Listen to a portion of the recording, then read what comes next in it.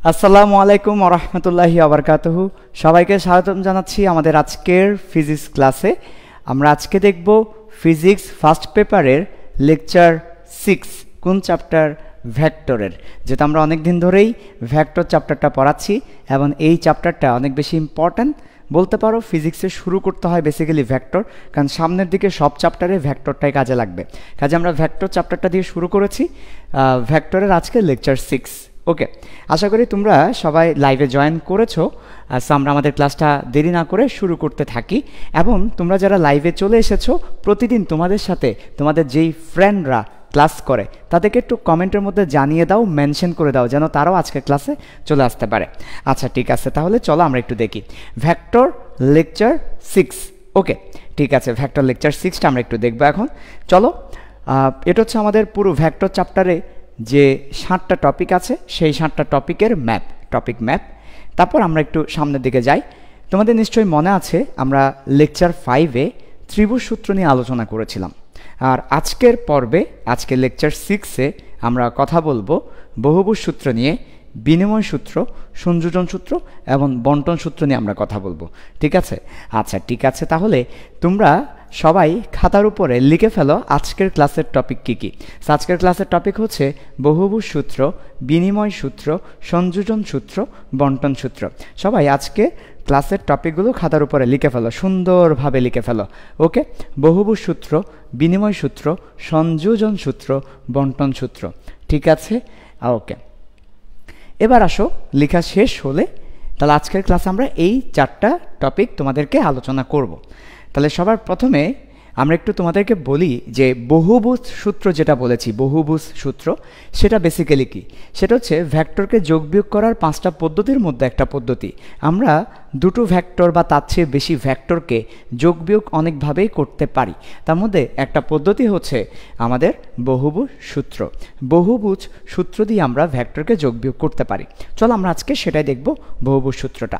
ওকে, তো সূত্রটা দেখার আগে আমরা একটু আগের ক্লাসে যা যা দেখেছিলাম, অর্থাৎ আমাদের লেকচার 5-এ আমরা যা যা দেখেছি সেটা একটু তোমাদেরকে মনে করিয়ে দিই, কেমন? আচ্ছা দেখো, ভেক্টরের 3টা ইম্পর্টেন্ট বেসিক ছিল। আমরা যদি তোমাকে একটু দেখাই, ধরো আচ্ছা আমাকে একটু বলো তো যে এটা কি এঁকেছি? একটা ভেক্টর এঁকেছি। এখন এই ভেক্টরের এটা হচ্ছে মাথা, বা এটাকে আমরা বলতে পারি শীর্ষবিন্দু। এটা হচ্ছে ভেক্টরের মাথা বা শীর্ষবিন্দু। আর এটা হচ্ছে ভেক্টরের লেজ বা পাদবিন্দু, লেজ বা পাদবিন্দু। ওকে ঠিক আছে, এটাকে আমরা বলি টিপ পয়েন্ট, আর এটাকে আমরা বলি টেল পয়েন্ট, অর্থাৎ মাথা, লেজ। ওকে ঠিক আছে, এখন একটা ভেক্টরের মান বলতে, আমরা যখনই বলবো ভেক্টরের মান বলতে একটা ভেক্টরের দৈর্ঘ্যটাকে বোঝাবে, একটা ভেক্টর কতটা লম্বা সেটাকে। ভেক্টরের দিক বলতে যেটা বোঝায় সেটা হচ্ছে ভেক্টরটা তীর চিহ্ন কোন দিকে যাচ্ছে, ভেক্টরটা কোন দিকে যাচ্ছে।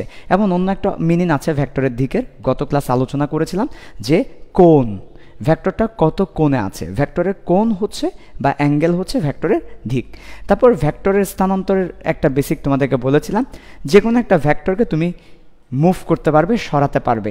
যেমন আমি এই ভেক্টরটাকে যদি চাই, আমি এই ভেক্টরটাকে সমান্তরালে সরাতে পারবো, এই ভেক্টরটাকে যদি চাই সমান্তরালে সরাতে পারবো।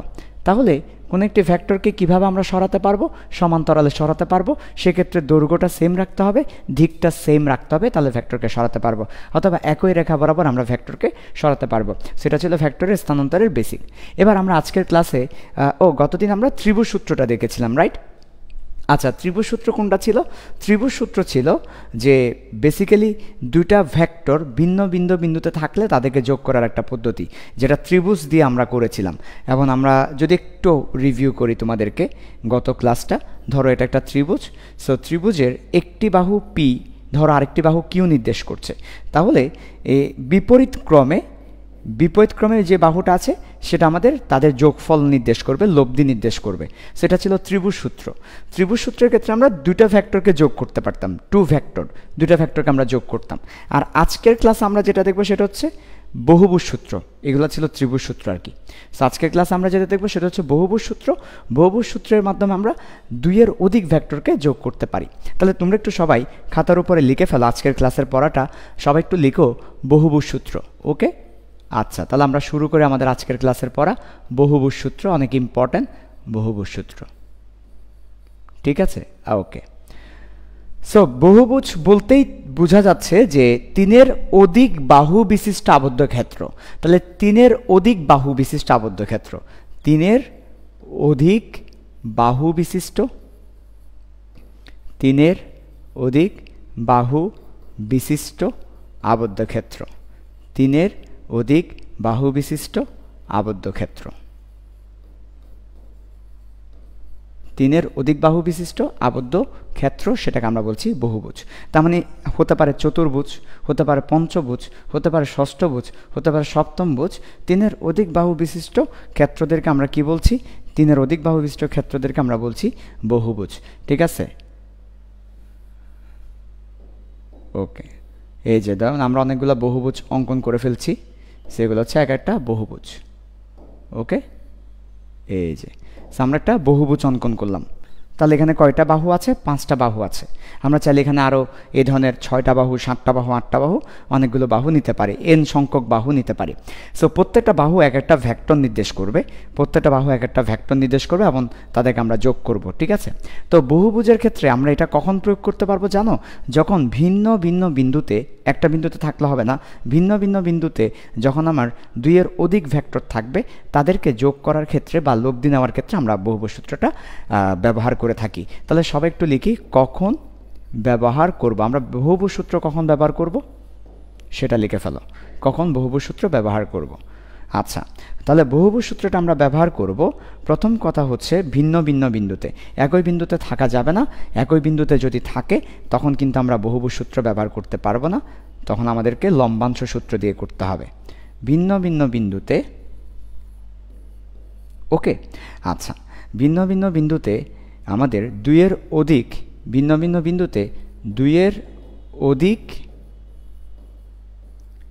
ভেক্টরকে জ্যামিতিক পদ্ধতিতে যোগ করার জন্য, এখানে আবার কথা আছে, আমরা এটা দিয়ে মান বের করতে পারবো না, আমরা জাস্ট জ্যামিতিক পদ্ধতিতে যোগ করতে পারবো। জ্যামিতিক পদ্ধতিতে যোগ করার জন্য বহুভুজ সূত্র। আর যদি আমাদেরকে মান বের করতে হয় তাহলে কিন্তু লম্বাংশ সূত্র ব্যবহার করতে হবে, বহুভুজ সূত্র। তাহলে এখানে কিন্তু কোনো মান, বহুভুজ সূত্রে আমরা কোনো মান বের করতে পারবো না, আমরা জাস্ট একটা চিত্র অঙ্কন করতে পারবো। যদি তোমার দেখা যায় তোমাকে মান বের করতে বলে, অর্থাৎ 2-এর অধিক ভেক্টরের মান বের করে দেখাতে হবে, মানের প্রশ্নটা যখন আসবে তখন তোমাকে চলে যেতে হবে লম্বাংশ উপপাদ্য সূত্রে। ঠিক আছে, সেখানে কিন্তু শুধু জ্যামিতিক পদ্ধতি, তার মানে জ্যামিতিক বলতে যেই শব্দটা বুঝাচ্ছি সেটা হচ্ছে শুধু চিত্র, মান নয়, শুধু চিত্র, কি নয়? মান নয়, শুধু চিত্র, মান নয়। তার মানে জ্যামিতিক পদ্ধতি দ্বারা শুধু চিত্রকে বোঝাচ্ছি, এই পদ্ধতি দিয়ে আমরা মান বের করতে পারবো না। তাহলে বলো তো, আবার বলো তো আমাকে, বহুভুজ সূত্রটা আমরা কখন ব্যবহার করব? যখন আমাদেরকে 2-এর অধিক ভেক্টর ভিন্ন ভিন্ন বিন্দুতে থাকবে এবং তাদেরকে বলবে যে যোগ করে দেখাও, লব্ধি নিয়ে দেখাও জ্যামিতিক পদ্ধতিতে, তখন আমরা বহুভুজ সূত্রটা অ্যাপ্লাই করব। আমরা চলো আরেকটু ভালোভাবে তোমাকে এই কথাটা বলি, আমরা আরেকটু ভালোভাবে যদি এই কথাটা বলি তাহলে একটু ভালো করে খেয়াল করো। দেখো, ধরো আমার কাছে 2-এর অধিক ভেক্টর আছে, আমরা সেটা এখানে দেখাচ্ছি। এই একটা ভেক্টর আমার কাছে আছে, ওকে। এরপর এই একটা ভেক্টর আমার কাছে আছে, এরপর এই একটা ভেক্টর আমার কাছে আছে। তাহলে কয়টা ভেক্টর হলো? 3টা ভেক্টর। নাম দিয়ে ফেলো, এটা পি ভেক্টর, এটা কিউ ভেক্টর, এটা আর ভেক্টর, নাম দিয়েছি পি কিউ আর। এই 3টা ভেক্টর ভিন্ন ভিন্ন বিন্দুতে আছে। দেখো, এটার পাদবিন্দু একটা জায়গায়, এটার পাদবিন্দু বা লেজ আরেকটা জায়গায়, এটার পাদবিন্দু বা লেজ আরেকটা জায়গায়। সো ভিন্ন ভিন্ন বিন্দুতে 3টা ভেক্টর আছে। এখন এই 3টা ভেক্টরকে আমরা যোগ করে যোগফলটা এঁকে দেখাতে চাচ্ছি, মান না, শুধু চিত্র। তাহলে আমরা বহুভুজ সূত্র দিয়ে এই কাজটা করতে পারবো। যেই কাজটা দেখো, 2টো ভেক্টর থাকলে, 2টা ভেক্টর থাকলে আমরা যেটা ত্রিভুজ সূত্র দিয়ে করতাম, এখন 3টা ভেক্টর থাকায় সেটা আমরা করব বহুভুজ সূত্র দিয়ে। সো 2টো ভেক্টর থাকলে এই কাজটা আমরা ত্রিভুজ সূত্র দিয়ে করে এসেছি, আজকে সেটা করব বহুভুজ সূত্র দিয়ে। তার মানে আমরা বলতে পারি ত্রিভুজ সূত্রের এক্সটেন্ডেড ভার্সন, মানে ত্রিভুজ সূত্রটাকে যদি আরেকটু বড় করে বলি তাহলে বহুভুজ সূত্র। ঠিক আছে, সো আমি ফাইনালি আরেকবার বলছি, বহুভুজ সূত্র অনেকটা ত্রিভুজ সূত্রের মতোই। ত্রিভুজ সূত্রে আমরা 2টা ভেক্টরকে যোগ করতাম, আর এখানে আমরা 2-এর অধিক ভেক্টরকে যোগ করব। ত্রিভুজ সূত্রে আমরা দিন শেষে একটা ত্রিভুজ পেতাম, এখানে আমরা একটা বহুভুজ পাবো। বহুভুজ সূত্রটা আমরা ব্যবহার করব ভিন্ন ভিন্ন বিন্দুতে। সো আমি এখানে আরেকবার মার্ক করে দিচ্ছি, ভিন্ন ভিন্ন বিন্দুতে দুইয়ের অধিক ভেক্টরকে জ্যামিতিক পদ্ধতিতে যোগ করার ক্ষেত্রে বহুভুজ সূত্রটা ব্যবহার করা হয়। ঠিক আছে, সো তোমরা একটু লিখে ফেলো খুব দ্রুত। বহুভুজ সূত্র নিয়ে আমরা যে যে কথাগুলো বললাম, কথাগুলো একটু করে তোমাদের খাতায় মার্ক করে ফেলো। প্রত্যেকটা কথা এখানে খুব বেশি ইম্পর্টেন্ট। সো সবাই বহুভুজ সূত্র নিয়ে যে যে কথাগুলো বললাম এগুলো একটু মার্ক করে ফেলো। ওকে, তাহলে আমরা আবার একটু বলে ফেলো তো বহুভুজ সূত্র কখন ব্যবহার করব। বহুভুজ সূত্র ব্যবহার করব আমরা ভিন্ন ভিন্ন বিন্দুতে দুইয়ের অধিক ভেক্টরকে জ্যামিতিক পদ্ধতিতে যোগ করার জন্য। ঠিক আছে, ওকে, ঠিক আছে। তোমাদের এখানে কারো প্রশ্ন থাকলে কমেন্টে জানাতে পারো, রাইট? আচ্ছা, হ্যাঁ আমি ভালো আছি ভাইয়া। 25-এর অনেকে ক্লাস করছো, করতে পারো, খারাপ না। ওকে, ভালো লাগবে। আসি, আলহামদুলিল্লাহ ভালো আছি, শফিউর রহমান। ঠিক আছে, এবার চলে আসো তাহলে বহুভুজ সূত্রের আমরা কখন অ্যাপ্লাই করব সেটা দেখেছি। এবার বহুভুজ সূত্রটা কিভাবে করতে হবে সেটা আমরা দেখি, ত্রিভুজ সূত্রের মতোই। হ্যাঁ, তারপরে চলো আমরা একটু দেখি বহুভুজ সূত্র আমরা কিভাবে অ্যাপ্লাই করব। ঠিক আছে, তাহলে কিভাবে বহুভুজ সূত্র ব্যবহার করে যোগ করব, চলো একটু দেখি কিভাবে বহুভুজ সূত্র ব্যবহার করে বহুভুজ সূত্র ব্যবহার করে বহুভুজ সূত্র ব্যবহার করে যোগ করব। কিভাবে বহুভুজ সূত্র ব্যবহার করে যোগ করব। আচ্ছা, খুবই সিম্পল। ধরো তোমাকে 4টা ভেক্টর দিল, এই একটা ভেক্টর, আমি ভেক্টরগুলোকে দেখাচ্ছি। ওকে, এই একটা ভেক্টর,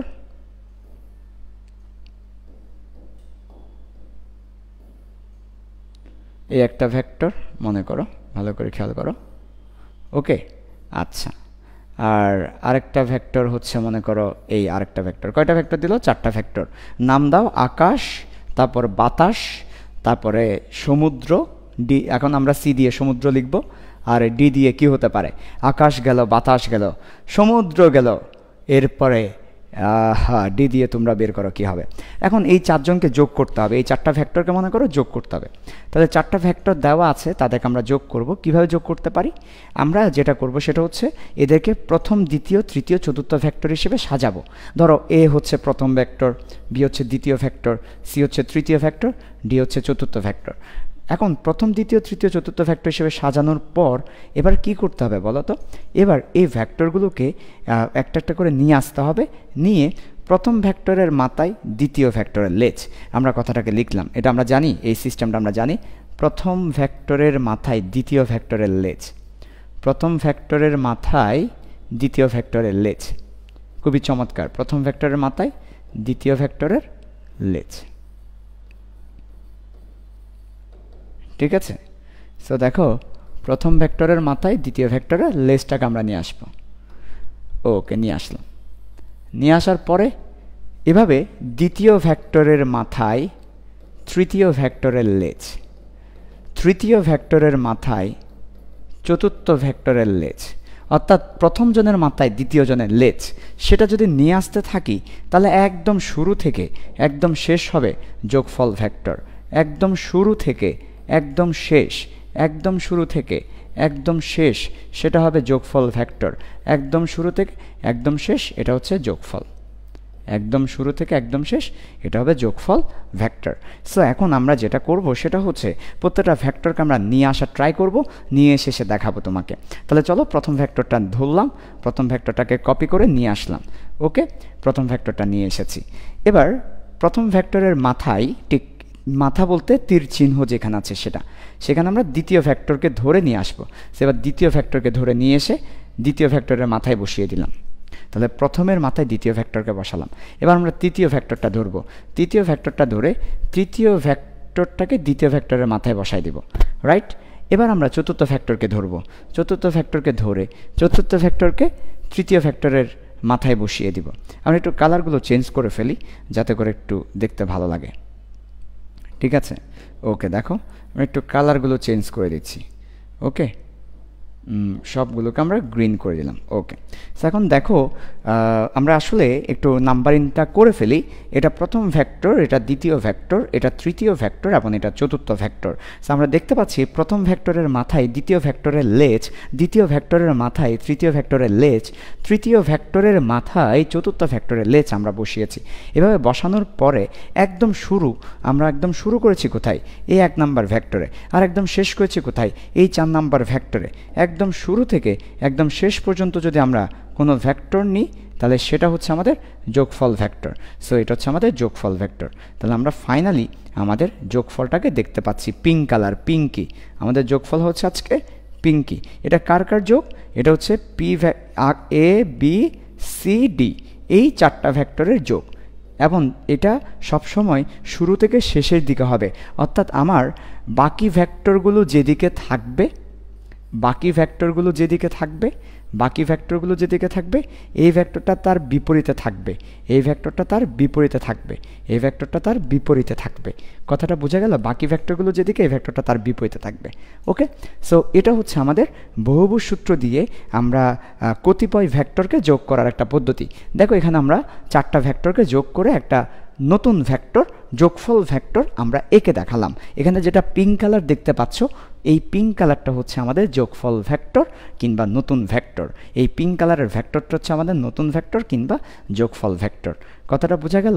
তোমরা কি বুঝতে পেরেছো? কারো কোনো প্রশ্ন আছে? কারো কোনো প্রশ্ন থাকলে বলতে পারো। ওকে, ঠিক আছে। সো এই হচ্ছে আমাদের বহুভুজ সূত্র দিয়ে কিভাবে ভেক্টরকে যোগ করতে হয় সেই ব্যাপারটা। সো এইটুকু পর্যন্ত কারো কোনো প্রবলেম আছে? প্রবলেম থাকলে আমাদেরকে কমেন্টের মধ্যে বলতে পারো। আচ্ছা, ঠিক আছে।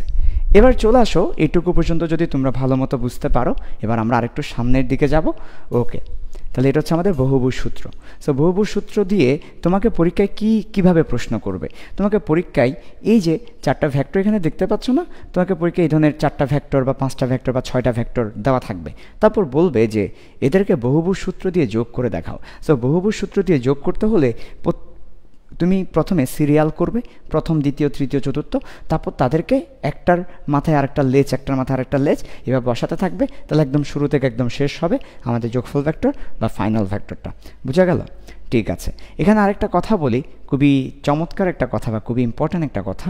সেটা হচ্ছে, দেখো আমাদের একটা বহুভুজ যখন তৈরি হবে, বহুভুজের মধ্যে অনেকগুলো ভুজ থাকবে, মানে অনেকগুলো বাহু থাকবে। আমরা একটু আলাদাভাবে তোমাকে এঁকে দেখাই। হ্যাঁ, আমরা একটু পরের স্লাইডে গিয়ে এঁকে দেখাই তোমাকে। দেখো আমাদের বহুভুজের ক্ষেত্রে অনেকগুলো বাহু থাকবে। সো আমরা সেটা একটু তোমাকে দেখাচ্ছি। ওকে, ধরো আমার কাছে বহুভুজের ক্ষেত্রে একটা বাহু আছে, তারপর হচ্ছে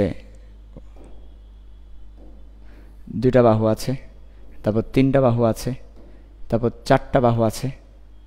ওকে, 4টা বাহু আছে, তারপর মনে করো যে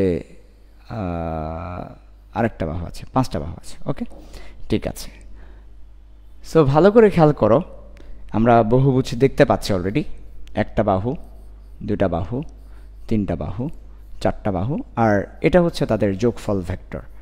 4টা বাহুর যোগফল, তাই আমি এখানে 4টা তীর দিলাম। ওকে, 4টা বাহুর যোগফল, তাই আমি এখানে 4টা তীর দিলাম। ঠিক আছে। সো দেখো আমরা বলতে পারি একটা বহুভুজ যখন তৈরি হচ্ছে, সেই বহুভুজের মধ্যে n সংখ্যক বাহু থাকছে। এখন n সংখ্যক বাহুর মধ্যে একদম লাস্টেরটাকে বলছি nতম বাহু। একদম লাস্টেরটা হচ্ছে আমাদের nতম বাহু, আর এরা হচ্ছে বাকি বাহুগুলো। সো n সংখ্যক বাহু বিশিষ্ট বহুভুজের n-1 সংখ্যক, মানে বাকি বাহুগুলো একই ক্রমে থাকবে আর nতম বাহুটা বিপরীত ক্রমে থাকবে।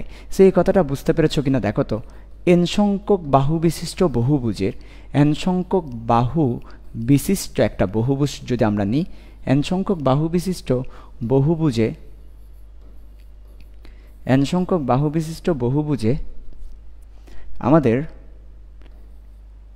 n-1 সংখ্যক বাহু একই ক্রমে থাকবে, মানে একই দিকে থাকবে, এবং এনতম বাহু, যে সর্বশেষ যে বাহুটা আছে এনতম বাহু, সেই এনতম বাহু বিপরীত ক্রমে থাকবে, মানে বিপরীত দিকে থাকবে, বিপরীত ক্রমে থাকবে। সো দেখো n সংখ্যক বাহু বিশিষ্ট বহুভুজে n-1 সংখ্যক বাহু একই ক্রমে থাকবে এবং nতম বাহু বিপরীত ক্রমে থাকবে। সো এটা হচ্ছে আমাদের বহুভুজ সূত্রটা। তাহলে আমরা দেখতে পাচ্ছি এখানে এই যে দেখো n সংখ্যক বাহু বিশিষ্ট, মনে করো 5টা বাহু, এর মধ্যে 4টা বাহু একই ক্রমে, সর্বশেষ বাহুটা nতম বাহুটা বিপরীত ক্রমে থাকবে। সো অনেক সময় এই ব্যাপারটা MCQতে আসতে পারে, সেজন্য একটু ভালো মতো দেখো। n সংখ্যক বাহু বিশিষ্ট বহুভুজে n-1 সংখ্যক বাহু একই ক্রমে থাকবে এবং nতম বাহু বিপরীত ক্রমে থাকবে। কথাটা বুঝে গেল? সবাইকে এই ব্যাপারটা ক্লিয়ার? সবাই একটু লিখে নাও, ব্যাপারটা মাঝে মাঝে পরীক্ষায় আসবে এবং অনেকে এই কথাটার অর্থ বুঝতে পারে না। সো কথাটা একটু ভালো মতো দেখে নাও। ওকে, ঠিক আছে,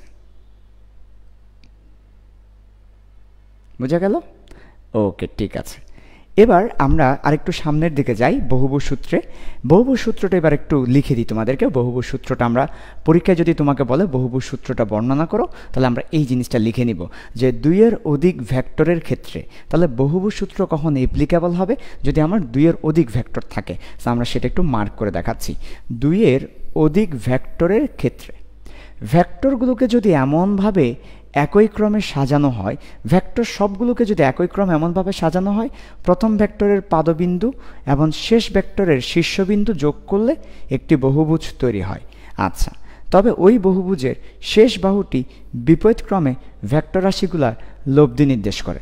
যদি কারো কাছে এই সংজ্ঞাটা একটু কঠিন মনে হয়, তাহলে আরেকটু সহজ ভাষায় এভাবে লিখতে পারো যে আমরা এভাবে বলতে পারি 2-এর অধিক ভেক্টরের ক্ষেত্রে আমরা n-1 সংখ্যক বাহু একই ক্রমে থাকলে nতম বাহুটি বিপরীত ক্রমে ওই n-1 সংখ্যক বাহুর বা ভেক্টরের লব্ধি নির্দেশ করবে। সো আমরা একটু আগে যে কথাটা তোমাদেরকে এখানে লিখে দিয়েছি, সেটার আলোকে আমরা চাইলে বহুভুজ সূত্রকে ব্যাখ্যা করতে পারি।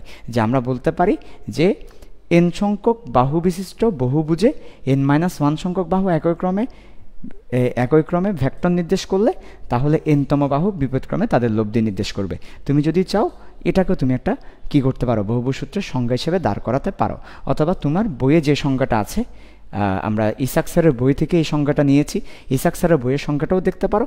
কঠিন কিছু না, ওরা বলছে যে 2-এর অধিক ভেক্টরের ক্ষেত্রে আমরা যদি এমনভাবে সাজাই যে একটা বহুভুজ তৈরি হয়ে যাবে, সেক্ষেত্রে এই যে বলা হচ্ছে আমাদের একই ক্রমে সাজানো হয় যে প্রথম ভেক্টরের পাদবিন্দু এবং শেষ ভেক্টরের শীর্ষবিন্দু, মানে প্রথম ভেক্টরের শুরু এবং শেষ ভেক্টরের শেষ, একদম শুরু থেকে একদম শেষ যোগ করলে একটা বহুভুজ তৈরি হয়। তাহলে ওই বহুভুজের শেষ বাহুটি, ওই একদম nতম বাহুটি বিপরীত ক্রমে ভেক্টর রাশিগুলোর লব্ধি নির্দেশ করে।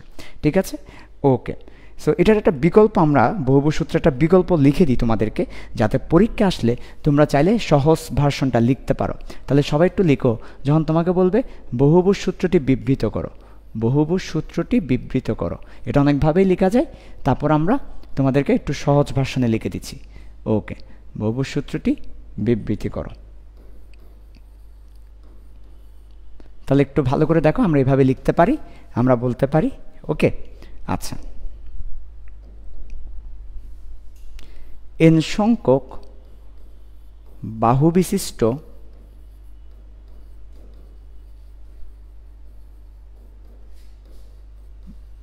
বহুভুজের n-1 সংখ্যক বাহু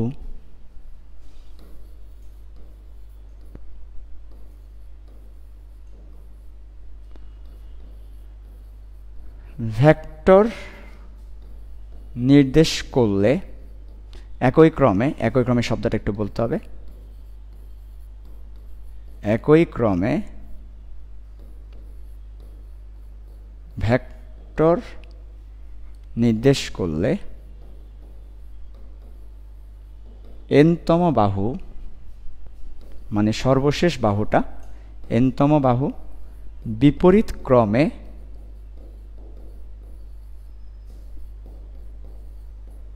ওই ভেক্টরগুলোর লব্ধি নির্দেশ করবে,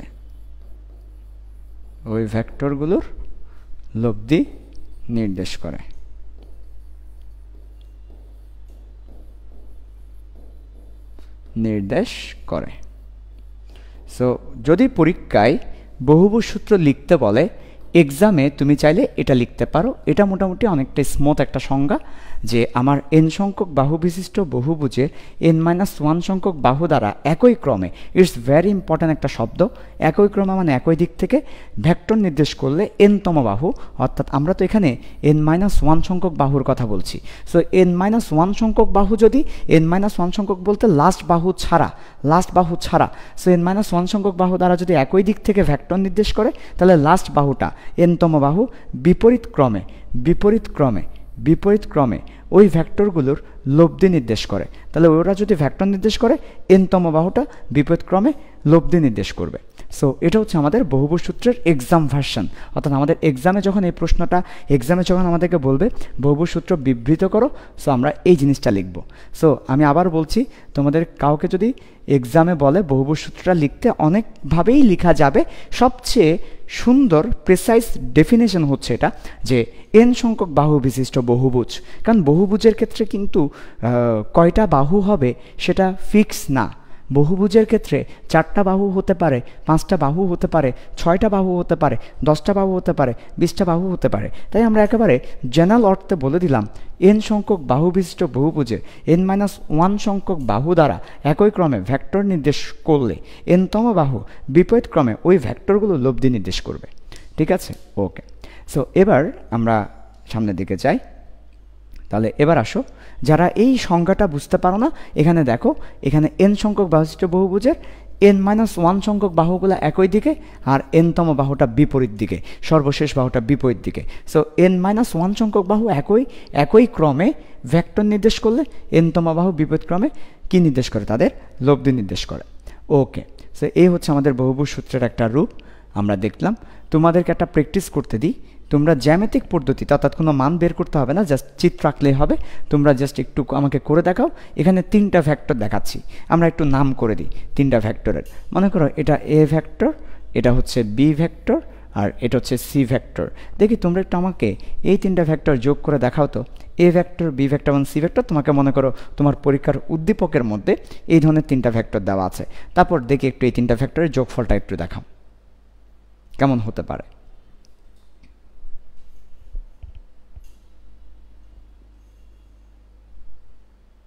আচ্ছা, তাহলে আমরা যে কাজটা করব সেটা হচ্ছে প্রথম ভেক্টরের মাথায় দ্বিতীয় ভেক্টরের লেজ, দ্বিতীয় ভেক্টর মাথায় তৃতীয় ভেক্টরের লেজ বসাবো। চলো আমরা একটু এই কাজটা করি। ওকে, তাহলে দেখো আমরা যদি এই কাজটা একটু করি তাহলে কেমন দাঁড়ায়। ধরো এটা হচ্ছে আমাদের প্রথম ভেক্টর। সো প্রথম ভেক্টরটাকে আমরা নিয়ে আসলাম। তারপর এটা হচ্ছে আমাদের দ্বিতীয় ভেক্টর। সো দ্বিতীয় ভেক্টরটাকেও আমরা নিয়ে আসলাম, প্রথম ভেক্টরের মাথায় বসাই দিলাম। এবং এটা হচ্ছে আমাদের তৃতীয় ভেক্টর। সো আমরা তৃতীয় ভেক্টরকেও নিয়ে আসলাম এবং দ্বিতীয় ভেক্টরের মাথায় বসাই দিলাম। সো সবগুলো ভেক্টরকে যখন আমরা এভাবে বসালাম, আমরা ফাইনালি কি পাচ্ছি? দেখো, সবগুলো ভেক্টরকে যখন আমরা বসালাম, আমরা তাহলে ফাইনালি পাচ্ছি, একটু সরাই ফেলি এটাকে। ওকে, আচ্ছা, এই দেখো সবগুলো ভেক্টরকে যখন আমরা বসালাম, আমরা পাচ্ছি এই যে এটা হচ্ছে আমাদের যোগফল ভেক্টরটা। সো আমাদের ফাইনালি যোগফল ভেক্টর হচ্ছে এটা। তাহলে প্রথম ভেক্টরের মাথায় দ্বিতীয় ভেক্টরের লেজ, দ্বিতীয় ভেক্টর মাথায় তৃতীয় ভেক্টর লেজ বসানোর পরে একদম শুরু থেকে একদম শেষ হচ্ছে আমাদের যোগফল ভেক্টর। সেটা আমরা এখানে ভালো মতো দেখতে পাচ্ছি।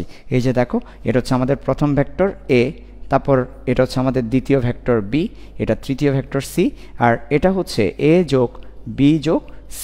এটা হচ্ছে আমাদের সবগুলো ভেক্টরের যোগফল। এই সবগুলো ভেক্টরের যোগফল হচ্ছে এটা। So a vector, b vector এবং c ভেক্টর, আর এটা হচ্ছে তাদের যোগফল ভেক্টর। বুঝা গেল? ঠিক আছে।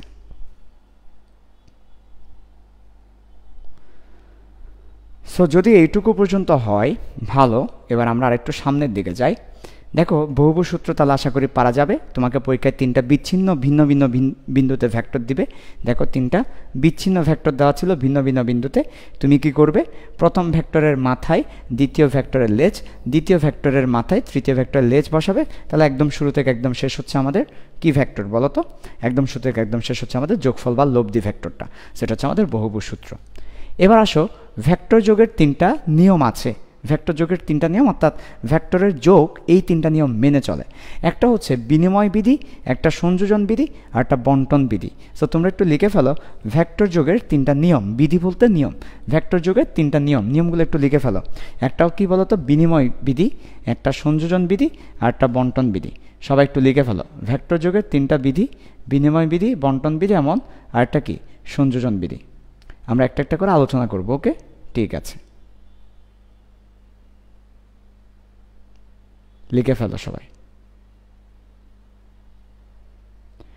এবার আসো ভেক্টর যোগের 3টা নিয়মের মধ্যে আমরা প্রথমে কথা বলবো বিনিময় বিধি নিয়ে। সো বিনিময় বিধি ব্যাপারটা কি, এটাকে আমরা ইংলিশে বলি কমিউলেটিভ ল, কমিউলেটিভ ল। ওকে, সো বিনিময় বিধি ব্যাপারটা খুবই সিম্পল একটা ব্যাপার, যে বিনিময় হয়ে যাবে। ধরো দুটো চেয়ার আছে, একটা চেয়ারে এ বসেছে আর একটা চেয়ারে বি বসেছে। এবার বি বলবে তুমি আমার চেয়ার আসো, এ বলবে তুমি আমার চেয়ারে যাও। তাহলে এবার যেটা হবে সেটা হচ্ছে বি এখানে চলে আসবে, এ পরে চলে যাবে। তাহলে এই যে দেখো পরস্পর বিনিময় করলো, বিনিময় করার পরও যদি তাদের মান এবং দিক চেঞ্জ না হয়, তাহলে দুটো ভেক্টর পরস্পর বিনিময় করার পরও যদি মান এবং দিক চেঞ্জ না হয়, তাহলে সেটা কথা হচ্ছে বন্টন বিধি। তো ভেক্টরের যোগের ক্ষেত্রে এই জিনিসটা হবে। আমরা যোগের ক্ষেত্রে কিন্তু এটা লিখতে পারি। বিয়োগের ক্ষেত্রে কি লেখা যাবে? ভেক্টরের বিয়োগের ক্ষেত্রে এ ভেক্টর থেকে বি ভেক্টর বিয়োগ করলাম, আবার বি ভেক্টর থেকে আমরা এ ভেক্টরকে বিয়োগ করলাম। বিয়োগের ক্ষেত্রে এটা লেখা যাবে না। বিয়োগের ক্ষেত্রে যদি এই কাজটা করতে যাও তাহলে দিকটা চেঞ্জ হয়ে যায়। বিয়োগের ক্ষেত্রে কিন্তু দিকটা চেঞ্জ হয়ে যাবে। গুণের ক্ষেত্রে কি এই কাজটা করা যাবে কি না? গুণের ক্ষেত্রে মনে করো ভেক্টরের গুণ, দুটো ভেক্টরকে তুমি গুণ করছো, ক্রস গুণন, তাহলে কিন্তু এই কাজটা করা যাবে না। ভেক্টরের ক্রস গুণনের ক্ষেত্রে করা যাবে না। ভেক্টরের আরেক ধরনের গুণ আছে ডট গুণন, সেটা তোমাদেরকে পরবর্তীতে আলোচনা করব।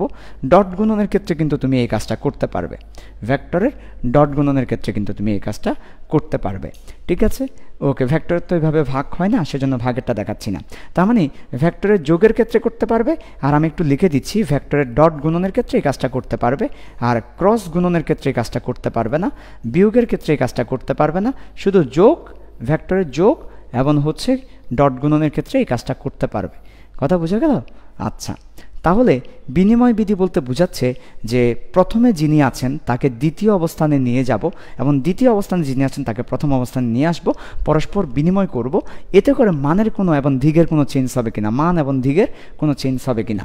ভেক্টর মানে তো মান এবং দিক, এতে করে মান এবং দিক যদি চেঞ্জ হয়ে যায়, উল্টে যায়, তাহলে কিন্তু সেটা সমান হচ্ছে না। তাহলে আমরা বলতে পারি বিয়োগের ক্ষেত্রে কি হবে না?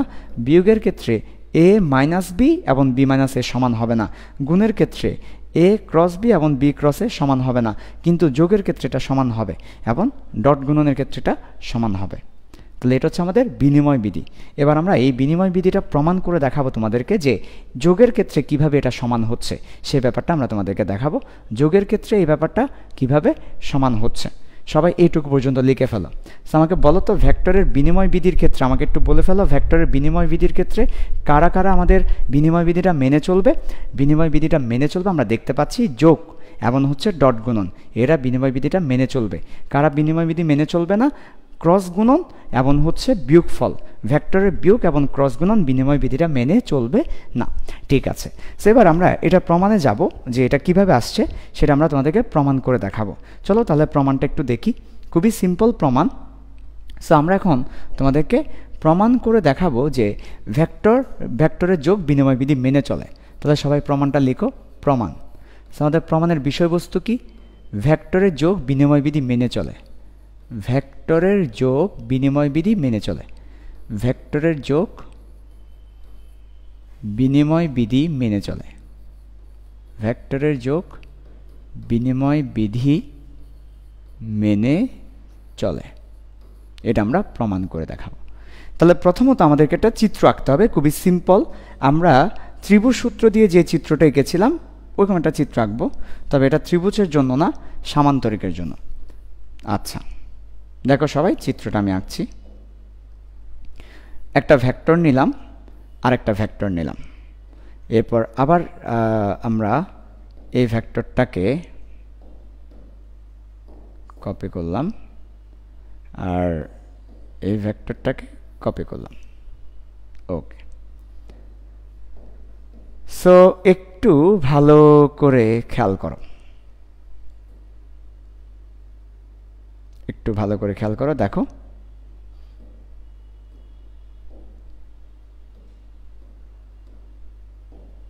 ঠিক আছে। আমরা একটা সামান্তরিক দেখতে পাচ্ছি। কি দেখতে পাচ্ছি? একটা সামান্তরিক আমরা এখানে দেখতে পাচ্ছি। ভালো কথা। সো সামান্তরিকের একটা বাহুকে এই যে একটা ভেক্টর, এই ভেক্টরটাকে আমরা বললাম এ ভেক্টর, আর অথবা পি ভেক্টর বললাম আমরা, পি ভেক্টর, আর এই ভেক্টরটাকে আমরা বললাম কিউ ভেক্টর। ঠিক আছে? আচ্ছা, সো এটা যদি পি ভেক্টর হয়, এটার সমান্তরাল করে যে ভেক্টরটা আঁকলাম সেটাও পি ভেক্টর হবে, কারণ আমরা জানি ভেক্টরের দৈর্ঘ্য সেম থাকলে এবং ভেক্টরের দিক সেম রাখলে সেটা হচ্ছে সেম ভেক্টর। আবার এখানে কিউ ভেক্টর, একই দিকে আরেকটা ভেক্টর আছে, এটাও কিউ ভেক্টর। সো দুটাই আমার কিউ ভেক্টর। আচ্ছা, এবার এই দুটো ভেক্টরের লব্ধি বা কর্ণ নিব, এটা হচ্ছে তাদের লব্ধি বা কর্ণ। কর্ণটাকে আমরা বললাম আর ভেক্টর। কি বললাম? আর ভেক্টর। আচ্ছা, আমরা একটু কর্ণটা একটু পরে আসছি, কর্ণটা আমরা লিখব। সো দেখো, এবার আমরা একটা ত্রিভুজ নিব, যেমন ও, তারপর এ, তারপর বি, তারপর সি। ঠিক আছে? তাহলে ও এ বি সি একটা ত্রিভুজ নিলাম। সো এখানে পুরোটা একটা ক্ষেত্র নিলাম, এখানে দুটো ত্রিভুজ আমরা পাচ্ছি, একটা হচ্ছে এই পাশের ত্রিভুজ, একটা ওই পাশের ত্রিভুজ। আমরা একটু লিখব ত্রিভুজ ও এ বি এ। তাহলে আমরা নিচের যে ত্রিভুজটা দেখতে পাচ্ছি, নিচের ত্রিভুজটাতে কি হচ্ছে দেখো, নিচের ত্রিভুজের ক্ষেত্রে যদি আমরা কথা বলি, আমি তোমাদেরকে একটু মার্ক করে দেখাই, নিচের ত্রিভুজ নিয়ে আমি কথা বলছি। ঠিক আছে? সো নিচের ত্রিভুজটাকে আমি একটা আলাদা করে ফেললাম। ওকে, সো দেখো নিচের ত্রিভুজটাকে আমি আলাদা করে ফেলেছি। এই সো নিচের ত্রিভুজটা ছিল ও, তারপর এ, তারপর বি। এই ত্রিভুজের মধ্যে আমরা ত্রিভুজ সূত্র যদি অ্যাপ্লাই করি, ত্রিভুজ সূত্র অ্যাপ্লাই করলে কি পাচ্ছি দেখো, পি ভেক্টর এবং একই দিকে আছে Q vector. So P vector এবং কিউ ভেক্টর সমান সমান হচ্ছে একদম শুরু থেকে একদম শেষ এই ভেক্টরটা। তাহলে এটা হচ্ছে পি প্লাস কিউ ভেক্টরটা। তাহলে আমরা এখানে বলতে পারি, আমরা এখান থেকে বলতে পারি ও থেকে এ, এ থেকে বি সমান সমান ও থেকে বি ভেক্টর। তাহলে আমরা এই কথাটা বলে ফেললাম। ওকে, আচ্ছা, তাহলে আমরা এই কথাটা বলে ফেললাম। কথাটা হচ্ছে ও থেকে এ, দেখে দেখে বলো, মুখস্থ না। ও থেকে এ, এ থেকে বি, ও থেকে এ এবং এ থেকে বি সমান সমান ও থেকে বি, ও থেকে বি। তাহলে এটা হচ্ছে আমাদের নিচের ত্রিভুজ থেকে আমরা পাচ্ছি। আমাদেরকে প্রমাণ করতে হবে ভেক্টরের যোগ বিনিময় সূত্র মেনে চলে, অর্থাৎ আমাদেরকে দেখাতে হবে যে আমরা দুটো ভেক্টরকে শুরু থেকে যোগ করলে, এই যে দেখো ও এ প্লাস এ বি যোগ করলে যা পাবো, এটার উল্টা করে যোগ করলে তাই পাবো। আচ্ছা বলো তো, ও এ বলে আমরা কাকে বলছি? পি ভেক্টরকে বলছি, সেটা হচ্ছে আমার পি ভেক্টর। আর ও বি দিয়ে আর এ বি দিয়ে আমরা কাকে বোঝাচ্ছি? কিউ ভেক্টরকে বোঝাচ্ছি। তাহলে পি প্লাস কিউ সমান সমান ও থেকে বি পাচ্ছি আমরা। আবার বলছি, ও থেকে এ দ্বারা আমরা পি ভেক্টরকে বোঝাচ্ছি, এ থেকে বি দ্বারা আমরা কিউ ভেক্টরকে বোঝাচ্ছি। তাহলে আমরা বলতে পারি যে আমার পি প্লাস কিউ সমান সমান ও বি ভেক্টর। এবার আমরা উপরের ত্রিভুজটা নিব, নিচের ত্রিভুজ না।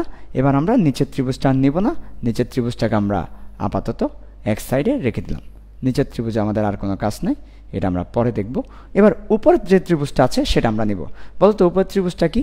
উপরের ত্রিভুজটা হচ্ছে ও সি বি। তাহলে আমরা নিলাম ত্রিভুজ ও সি বি। এর আগে নিয়েছিলাম ও এ বি, এবার ও সি বি। ও সি বিতে আমরা যদি একটু এটাকে আলাদা করে মার্ক করি, ও সি বি যদি আমরা নিয়ে থাকি, তাহলে দেখো এটা হচ্ছে আমাদের ও সি বি ত্রিভুজ। ওকে, আচ্ছা, তাহলে উপরের ত্রিভুজটা। সো উপরের ত্রিভুজটাতে যদি আমরা দেখি, তাহলে আমরা দেখতে পাবো ও থেকে সি আর সি থেকে বি, এই যে একই ক্রমে থাকতে হবে, ও থেকে সি আর সি থেকে বি। সো আমি কথাটা লিখলাম, ও থেকে সি মিলিয়ে নাও, তোমরা চিত্র দেখে দেখে মিলিয়ে নাও। ও থেকে সি, সি থেকে বি সমান সমান ও থেকে বি সমান সমান ও থেকে বি। অথবা আমরা বলতে পারি ও থেকে সি দ্বারা আমরা কিউ ভেক্টরকে বোঝাচ্ছি, সি থেকে বি দ্বারা আমরা পি ভেক্টরকে বোঝাচ্ছি। তাহলে কিউ ভেক্টর যোগ পি ভেক্টর সমান সমান ও থেকে বি। ও থেকে বি দিয়ে আমরা আমাদের ও থেকে বি ভেক্টরটাকে বোঝাচ্ছি। তাহলে আমরা দেখতে পাচ্ছি এটাকে যদি আমরা 1 নম্বর সমীকরণ বলি আর এটাকে যদি আমরা 2 নম্বর সমীকরণ বলি, তাহলে 1 এবং 2 থেকে আমরা বলতে পারি পি প্লাস কিউ সমান ও বি, আর এখানে কিউ প্লাস পি সমান ও বি। পি প্লাস কিউ সমান ও বি, কিউ প্লাস পি সমান ও বি। তাহলে আমরা দেখতে পাচ্ছি দুটাই তো ও বি ও বি, তার মানে আমরা দুই ক্ষেত্রেই ও বিকেই পাচ্ছি। পি প্লাস কিউ সমান ও বি পাচ্ছি, কিউ প্লাস পি সমান ও বি পাচ্ছি। সো আমরা বলতে পারি পি প্লাস কিউ যা, কিউ প্লাস পি আসলে তা। সুতরাং আমরা 1 এবং 2 হতে আমরা কথাটা এখানে লিখে দিলাম। 1 এবং 2 হতে আমরা কি বলতে পারি দেখো, 1 ও 2 হতে আমরা বলতে পারি পি প্লাস কিউ যে কথা, কিউ প্লাস পি একই কথা। সো এটাই হচ্ছে আমাদের প্রমাণ।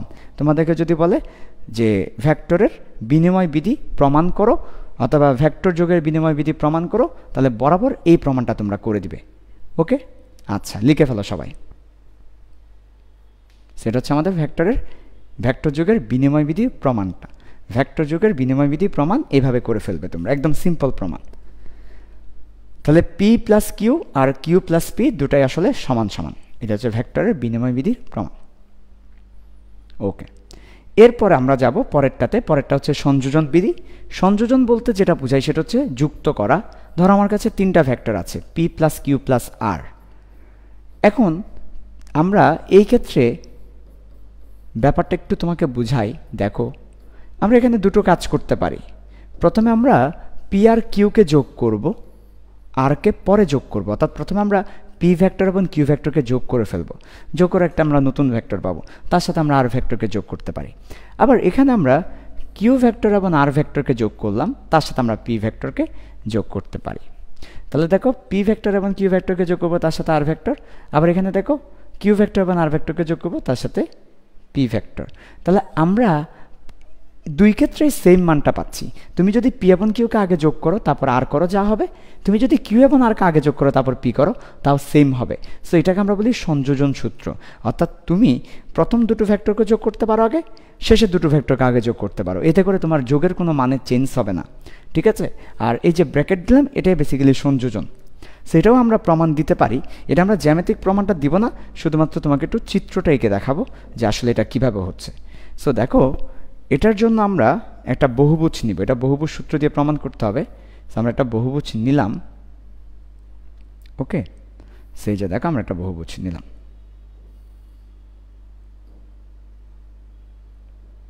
ওকে, সে একটু ভালো করে খেয়াল করো। ধরো এটা হচ্ছে পি, এটা হচ্ছে কিউ, এটা হচ্ছে আর, রাইট? ঠিক আছে, আমরা প্রথমে পি এবং কিউকে যোগ করব। তাহলে পি ভেক্টর এবং কিউ ভেক্টরকে আমরা যোগ করছি। সো পি ভেক্টর এবং কিউ ভেক্টরকে আমরা যোগ করছি। তাহলে পি ভেক্টর এবং কিউ ভেক্টরকে যোগ করলে তাদের যোগফলটা কোন জায়গা থেকে কোন জায়গায় যাবে, এটা হচ্ছে তাদের যোগফলটা হবে।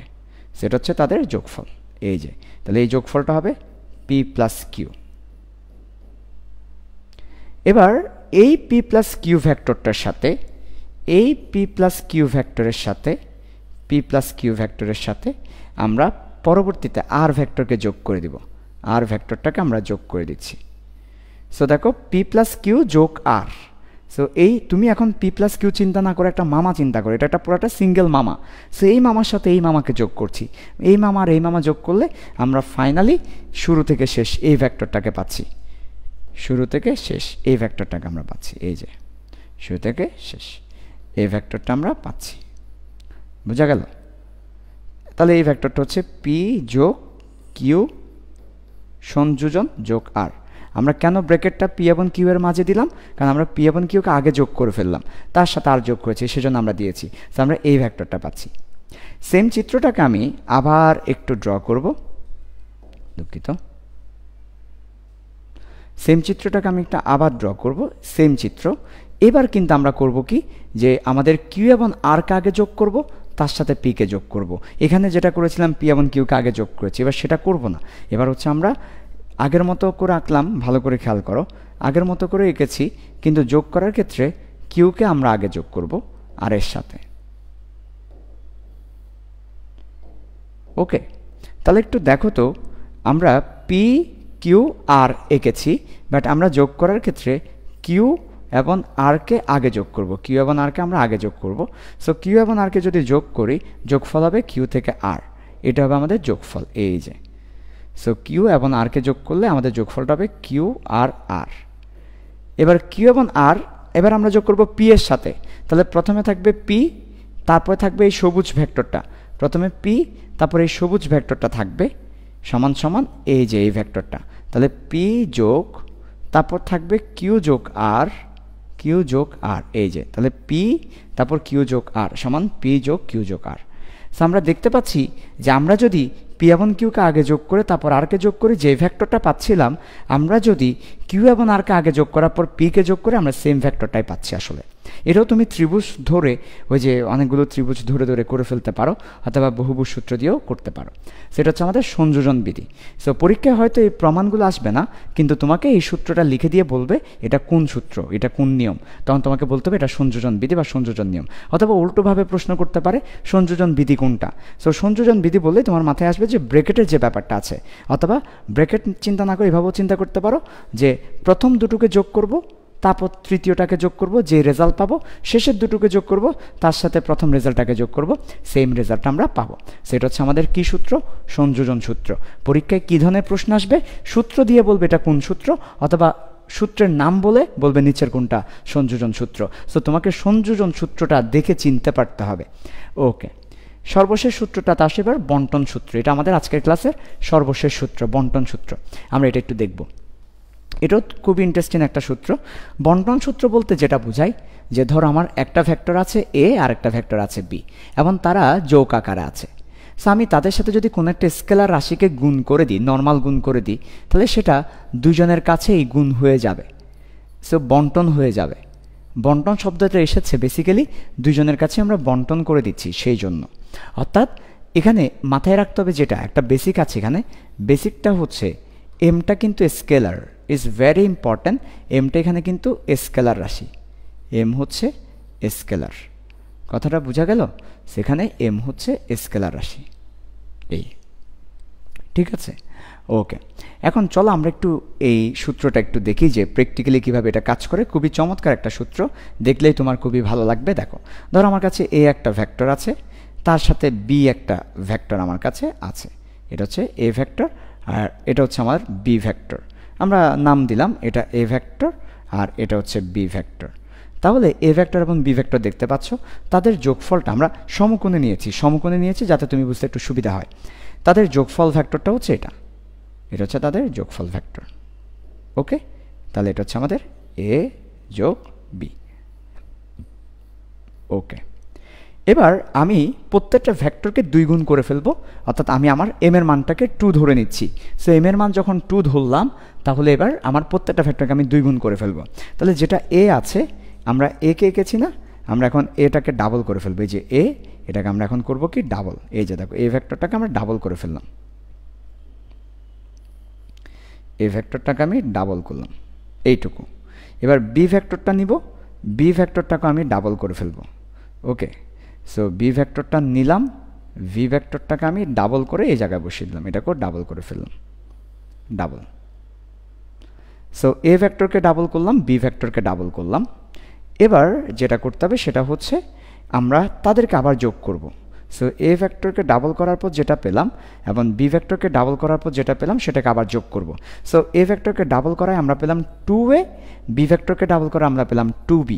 এখন 2a এবং 2b আবার যোগ করব, তাহলে একদম শুরু থেকে একদম শেষ বিন্দুটা, একদম শুরু থেকে একদম শেষ বিন্দুটা যদি আমরা যোগ করি, এই যে দেখো, একদম শুরু থেকে একদম শেষ বিন্দুটা আমরা যোগ করলাম, সেটা হচ্ছে আমাদের যোগফল ভেক্টরটা। এই যে যদি আমার এখানে একটার উপর একটা ওভারল্যাপ হচ্ছে, তারপরে মোটামুটি বোঝার ট্রাই করো, এই ঠিক আছে। আচ্ছা, তাহলে একদম শুরু থেকে একদম শেষ যোগ করলাম যেটা, সেটা হচ্ছে 2a আর হচ্ছে 2b, 2a যোগ 2b, এই যেদিকে 2a আর এদিকে 2b। এখন মজার বিষয় হচ্ছে দেখো, আমরা যদি ওই আগের যোগফলটাকে, আগের যোগফল কত ছিল, এ যোগ বি ছিল, ওই এ যোগ বি আগের যোগফলটাকে ডাবল করে দিতাম, তখনও কিন্তু আমরা এই ডাবলটাই পেতাম। তার মানে আমরা যদি এটাকে 2 করে দিতাম, দেখো আগের যোগফলটাকে 2 গুণ করে দিলাম, তাহলেও কিন্তু আমরা আসলে 2a + 2b এই ব্যাপারটাই পেতাম। তাহলে আমরা বলতে পারি যে 2 আগের যোগফল যা পেতাম, আলাদাভাবে দুটো ফ্যাক্টরকে ডাবল করে যোগ করলে তাই পেতাম। এটা যদি 2 এর জন্য সত্য হয়, এটা m এর জন্য সত্য। অর্থাৎ আমরা যদি আগের ভেক্টরটাকে m গুণ করতাম যা হবে, আলাদা আলাদা m গুণ করে যোগ করলে তাই হবে। সো এটা হচ্ছে বন্টন সূত্রের প্রমাণটা।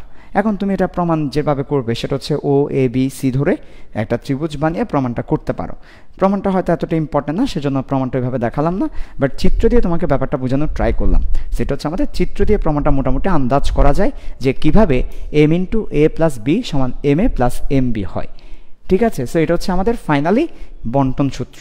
তাহলে আমরা ভেক্টর যোগ করার ক্ষেত্রে তিনটা সূত্রই দেখলাম, একটা বিনিময় সূত্র, একটা সংযোজন সূত্র, একটা বন্টন সূত্র। সো পরীক্ষায় যদি কখনো সূত্রের নাম দিয়ে তোমাকে বলে নিচের কোনটি কোন সূত্র, আশা করি তুমি বলতে পারবে। আর বহুভুজ সূত্রটা আমরা দেখলাম।